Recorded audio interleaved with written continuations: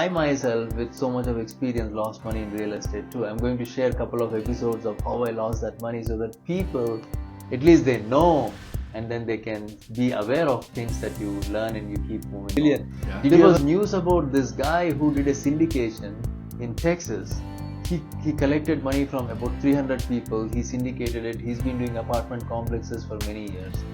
And then the entire portfolio went into foreclosure. They lost 4 properties and about 3,500 units. People always wonder how to make $1 million in real estate. You know the answer? That's with you? You start with $1 billion actually. Oh, okay. So I lost You money 2 ways. First, you lose money because the house smelled so bad that anytime people walked into this house the next month, it's like, whew, that's no thank you. See, if you have a tenant, there is always something like, I always think that you're just putting your head into the mouth of a tiger and hope the tiger wouldn't bite you, right? But then the insurance adjuster came and then they determined that the roof leak has been happening for many months, and therefore they denied the claim, saying it's deferred maintenance. So that's something that I lost money is when I bought land. Did I tell you about my land experience? No.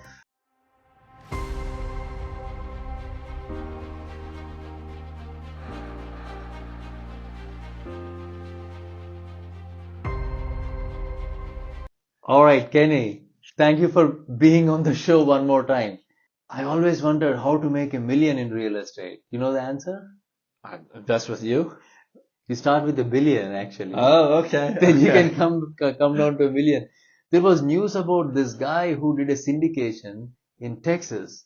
He collected money from about 300 people. He syndicated it. He's been doing apartment complexes for many years. And then the entire portfolio went into foreclosure. They lost 4 properties and about 3,500 units.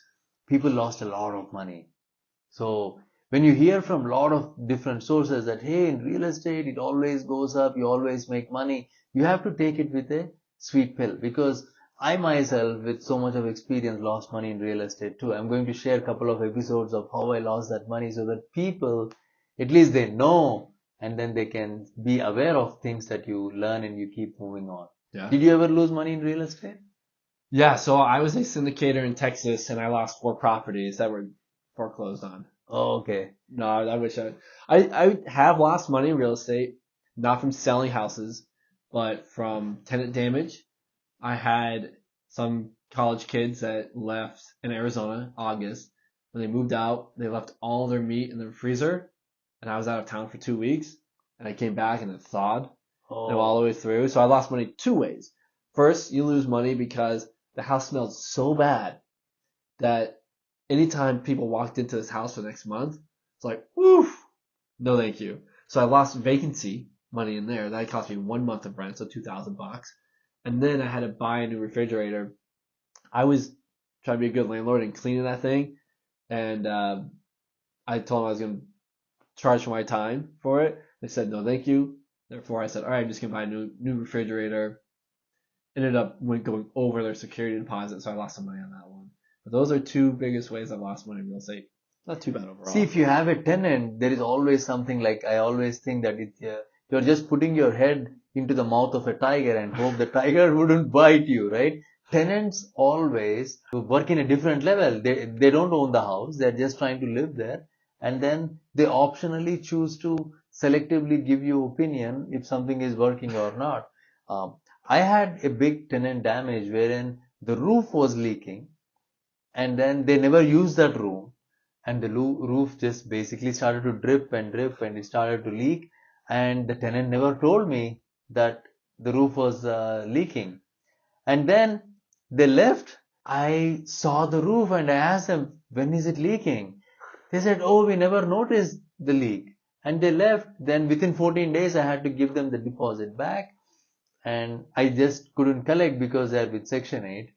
And I thought I can file a claim with my insurance, because insurance covers roof leaks. If there's a roof damage, I've had it happen before wherein they cover it. But then the insurance adjuster came, and then they determined that the roof leak has been happening for many months, and therefore they denied the claim, saying it's deferred maintenance. So that's something that the landlords have to be super aware of. Not even negligence, just deferred maintenance. Deferred maintenance. They are not going to cover deferred maintenance. And The damage was about $45,000 because we had to completely rip out the walls, the floors, and we had to remove the stucco and completely redo it basically. It's such a big lesson in the sense that the lesson, but the learning, you can't implement it again. You need to train these tenants that, hey, if something is wrong, you need to let me know right away. Well, what about you though? Because you can't control other people, but you can control yourself. So what are you doing different to make that not happen again? So after that episode, I have hired a handyman. We already have a handyman working full time for our commercial buildings, but I never send them to my residential properties. Okay. So now I have given him a new task saying that, okay, every 6 months you need to hit these homes, and I created a schedule saying when you walk in, these are the things that you're going to check. I created a checklist, check underneath the sink and have a flashlight and then see if there is any leak anywhere on the ceilings. Taking photos and videos? Taking some photos and videos so that I can see that he has done it. Yeah. It's very important that we make sure that we maintain, because money is made in real estate when you buy it right, and then when you maintain it right, and that's where you can make money. Otherwise, all these seepages are going to suck out the profits. Yeah, seepage, pun intended. I guess there's a roof in there. Yeah, totally. And then another way that I lost money is when I bought land. Did I tell you about my land experience? No. So land is always tough to make money in. Land is extremely tough. I mean, people have been syndicating and trying to buy big parcels of land, and then they try to sell it to the developers. It is hit and miss. My experience was we bought it at the worst time, in the worst area. So I bought it in Eloy, wherein they I don't know if you remember. Southeast of here, right? Southeast of here. And then there they have advertised a big rock and roll amusement park. You remember this was just like 10 years ago, maybe? Around 2006, 2007 time. Okay. And then it was like big in all the newspapers saying, oh, this is where it's going to be. So I went there and I actually saw the land across from this rock and roll amusement park. And it's been almost about 20 years and I don't see anything happening there. Do you still own it? I don't own it. I let it go. So you got out at some point. I got out of it, but then I bought this parcel which is just across from the rock and roll amusement park, and it was supposed to be done, and things change if a recession hits or if new news comes. So be careful when you do the land. If you own properties, if you're a landlord, don't think that you're going to keep getting the rents. There could be one negligent item that's going to eat up all the rents that you made over the years. And also you have to be extremely diligent when you screen your tenants, and making sure that you have good relationship with the tenants. That way you know and communicate to them what your expectations are. Yeah, and that's a fine line. So one of the things I do with my tenants, if they've been there for a while, I give them every year a gift card to Lowe's or some type of little gift.